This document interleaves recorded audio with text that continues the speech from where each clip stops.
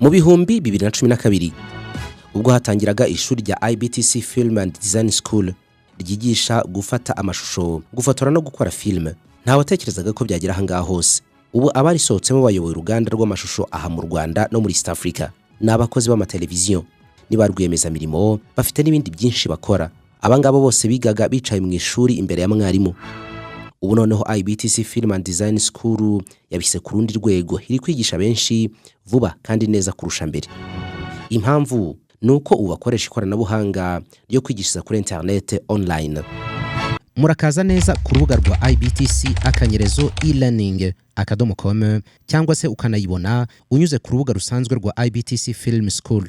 Ibyiza by'iyi program nuko ihendutse kurushaho, ukigira aho uri hose ku isi kandi ukigira igihe cyose ushakiye. Kwiyandikisha nabwo unyura kuri IBTC akanyerezo e-learning. Duhamagare kuri 0788 54 302 na 07 28 54 302. Umwihariko w'aya masomo nuko noneho IBTC bari kwigisha ubukanishi bwa moto ku buryo ishwanyaguza ugashyira hariya ukongera ukayiteranya mu kanya nk'ako guhumbya, kandi byose biri online.